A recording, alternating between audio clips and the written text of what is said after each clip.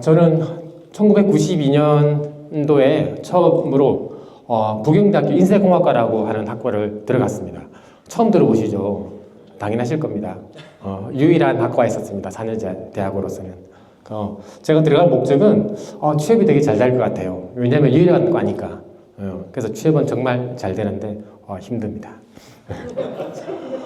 일단 인쇄학과를 들어가서 제가 뭔지 잘 몰랐어요. 그래서 일단 인쇄학보라고 하는 게 있던데 거기가 이제 1년에 책을 2권씩을 직접 기획, 편집, 디자인, 인쇄까지 하는 그런 학보 부문을 참가를 하게 됐어요. 그래서 1년에 2번씩 여름방학, 겨울방학을 거의 학교 지하실에서 밤새고 족구하고 술 먹고 하면서 보냈던 시절이 있었습니다. 그 다음에 이제 군대를 졸업하고 나서요, 95년도에 이제 인사학부 편집장을 맡게 됐어요. 편집장을 하면서 지금 편집장은 모든 기획을 다 해야 되기 때문에 직접 선배들을 찾아다니면서 취재도 하고, 그리고 뭐 그때 한솔재지, 무림재지 그냥 무작정 찾아 들어갔습니다. 공문 하나 보내고 가서 종이 좀 달라. 우리 이렇게 일을 하는 사람들이니까 종이가 좀 필요하다. 그런데 한솔은 거절을 했는데 무림재지에서 그때 종이를 엄청나게 많이 보내주셔가지고 학교에서 인쇄를 잘 할 수 있었습니다. 그 다음에 학교를 하기 전에 이제 취업을 먼저 했는데요. 취업은 이제 96년도 말이었고요. 그때는 이제 전산 프린트기 영업하는 회사를 들어갔었어요. 그러니까 디지털 프린트기라고 이제 대형 프린터기가 있었는데 그쪽을 영업하는 회사에 들어갔었고요. 그 다음에 그 회사를 잠시 다니다가 이제 99년도에 그 파주에 있는 성경책을 인쇄하는 공장을 들어갔었어요. 거기는 이제 국내 성경책이 아니라 전 세계 수출하는 성경책이기 때문에 되게 고급스럽고 되게 비싼 성경책들이었었어요. 거기서 이제 실무와 무역을 좀 배웠었고요. 그 다음에 2003년에는 제가 터치강 다닐 때 있던 저희 부장님이 있었는데 그분이 창업을 하시면서 네가 꼭 필요한 인재다. 네가 꼭 필요하다. 그래서 막 가게 됐는데 그때 가고 나서부터가 아마 좀 선택을 잘못하셔서 되게 사업이 안 좋게 됐었습니다.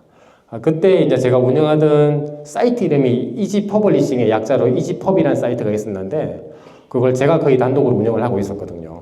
근데 회사가 좀 안 좋아지면서 제가 7개월 정도 제가 월급을 못 받았었는데 그 월급 못 받은 거 그냥 제가 사이트를 가지고 나서 독립을 하겠다. 그런 조건으로 제가 2003년에 첫 창업을 하게 됐습니다. 2005년에 첫 창업을 하게 되었습니다.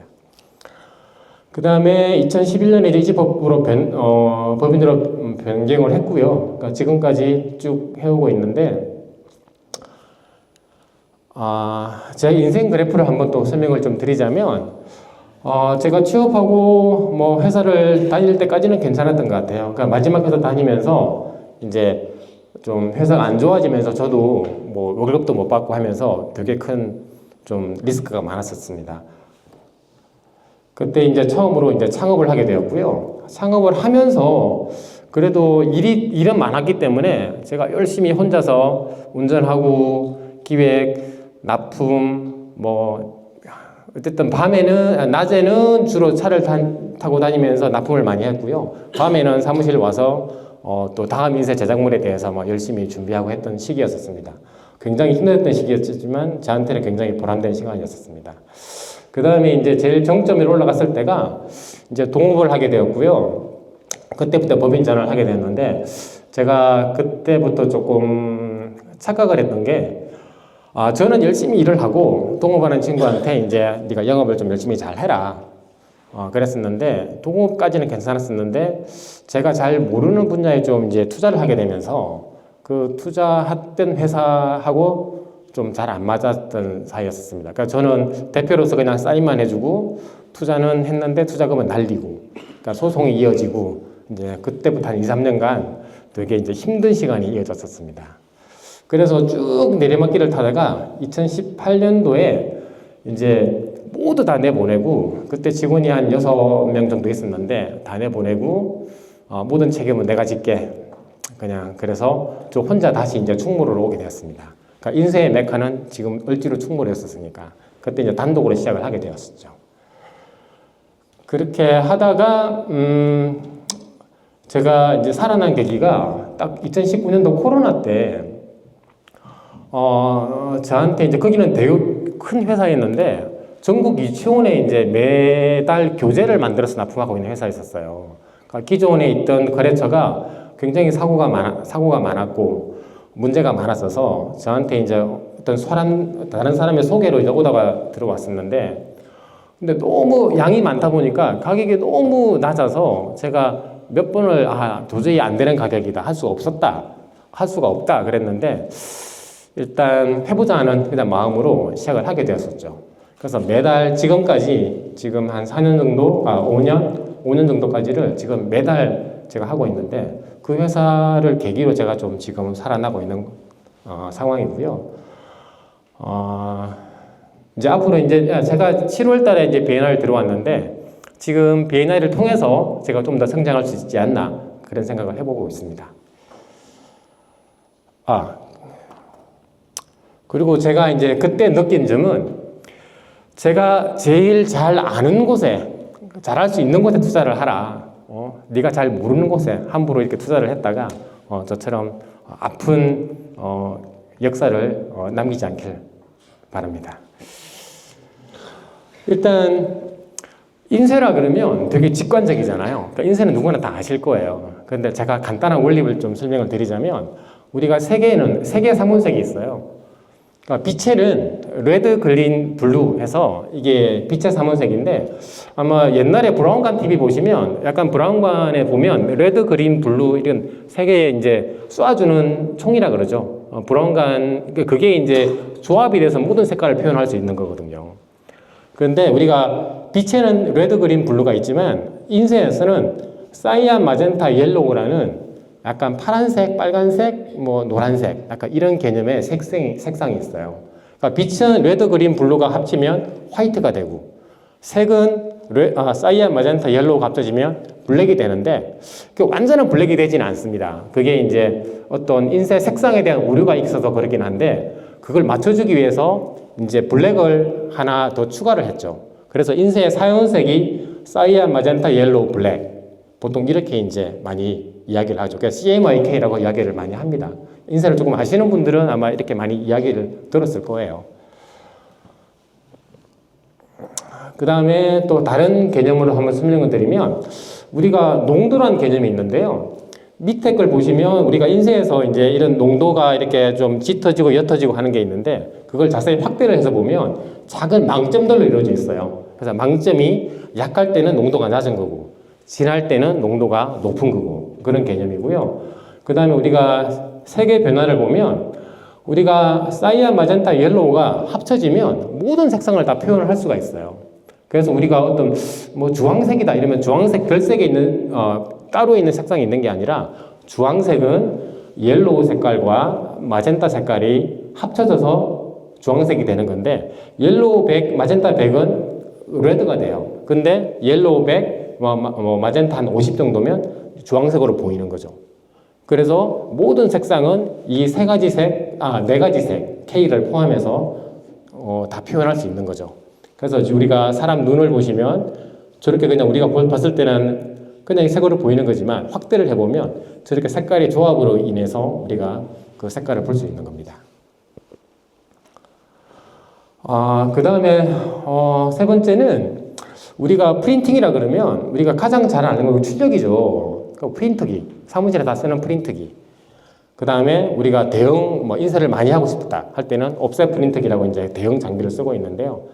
사무실 프린터기는 잉크젯 프린터기, 레이저 프린터기가 있는데, 프린터에는 잉크젯 프린터는 CMYK 헤드가 있어요. 헤드에서 직접 종이에 바로 뿌려주는 방식이고요. 그 다음에 레이저 프린터는 토너가 있어요. 벌써 다 했습니까? 아직 멀었는데. 네. 어쨌든 일반 프린터기는 소량 인쇄 적합한 거고, 옵셋 인쇄는 대량 인쇄 적합하다고 보시면 됩니다. 네, 일단 옵셋 인쇄 과정은 우리가 파일이 있으면 그걸 CTP란 우리 판을 만듭니다. 그 판을 만들어서 인쇄기에 걸어서 그 다음에 블랑켓에 전이가 되고, 그 전이된 게 다시 용지에 이제 인쇄가 되는 시스템이고요. 우리가 옵셋이라는 그 개념이 있는데, 오프셋이란 말은 전이가 된다는 말이에요. 그래서 판에서 블랑켓에 전이가 되고 거기가 전이가 된 게 다시 종이에 전이가 된다. 그래서 우리가 오프셋 인쇄라고 하는 게 그런 전이된다고 하는 개념에서 나오는 개념입니다. 그러니까 인쇄 우리가 제작은 수많은 공정들이 있는데요. 제가 책을 한 권 만들기 위해서는 최소한 5군데에서 한 15군데 정도의 거래처를 꾸준히 제가 전화를 하고 잘 됐냐, 못 됐냐, 뭐 기간은 언제냐 이렇게 제가 일일이 다 전화를 해서 확인을 하고 있습니다. 그러니까 우리가 단순히 인쇄가 그냥 한번 맡기면 뚝딱 나오겠지 생각하시는데 절대 그렇지 않습니다. 그래서 인쇄를 잘 하려면 전문성이 좋아야 되고요. 그다음 성실해야 되고요. 그다음에 꼼꼼해야 되고요. 거기에 꼼꼼함을 그리고 또 많은 곳을 돌아다닐 수 있는 체력이 필요합니다. 제가 지금까지 만들었던 것 중에 아까 제가 처음에 살아난 계기가 되는 그 업체에서 제작하고 있는 건데요. 매월 한 3, 40종이 되는 인쇄 제작물을 총 한 10만 부 정도 됩니다. 그래서 매달 저걸 제가 제작을 하고 있고요. 지금도 하고 있고요. 이번 주부터 또 제작이 들어가야 됩니다. 그 다음에 제가 주요 많이 했던 거는 그 와인 브랜드북인데요. 뭐 롯데주류, 신세계, 금양, 뭐 동원, 비노 파라다이스 이런 책들을 제가 만들었었고요. 그 다음에 지금 우리 지리산 벨마루에 저런 케이스라든지 저런 박스들도 제가 만들고 있고요. 그 다음에 우리 오재근 대표님의 그 슬리브, 육가공 슬리브 요즘에 제가 하고 되게 좋은 평을 받고 있습니다. 그 다음에 우리 스티커 라벨 이런 것도 제가 제작을 했었고요. 그 다음 봉투, 홀더 이런 것도 했었고요. 그 다음에 우리가 일반 아까 프린트 방식에서 나오는 디지털 프린팅이라고 저건 한 권도 만들 수 있는 시스템이에요. 그러니까 저런 것도 해서 지금 뭐 교과서라든지 또 사년청 이번에 교육교재라든지 영어 뭐 학원 교재라든지 이런 것도 만들고 있고요. 그 다음에 제가 채널 리포럴은 지금 뭐 이런 농수산물 판매, 박스, 비닐 포장, 교육기관, 뭐 출판사들 이게 많지만 제가 좀 선호한 쪽은 지금 전기 간행물, 그러니까 꾸준히 만들 수 있는 인쇄 제작물을 제가 원하고 있고요. 그런 쪽에 혹시 아시는 분들 좀 소개해 주시면 고맙겠습니다. 그러니까 마지막으로 이제 비인의 핵심 가치와 저희 20호하고 매칭을 해봤는데요. 저도 27년간의 전통을 바탕으로 지금 열심히 하고 있고요. 지금까지도 꾸준히 좀 노력해서 계속 배우려고 하고 있습니다. 그 다음에 항상 긍정적인 태도로 안 된다 이런 말보다는 열심히 해보겠습니다. 제가 할 수 있어요. 해보겠습니다. 이런 마음으로 하고 있고요. 그 다음에 좋은 사람들과 꾸준한 관계 형성을 통해서 이업을 제가 계속 하려고 하고 있습니다. 그 다음에 제가 가장 중요하게 생각하는 책임인데요. 한번 일을 맡았으면 끝까지 잘 나오도록 제가 책임을 지려고 하고 있습니다. 그래서 항상 문제가 생겼지만 그걸 빨리 먼저 좋은 결과를 만들어 놓고 그 문제를 다시 복귀하는 그런 마음을 가지고 있고요. 마지막으로 그런 인정을 통해서 열심히 성장하는 이지법이 되겠습니다. 감사합니다.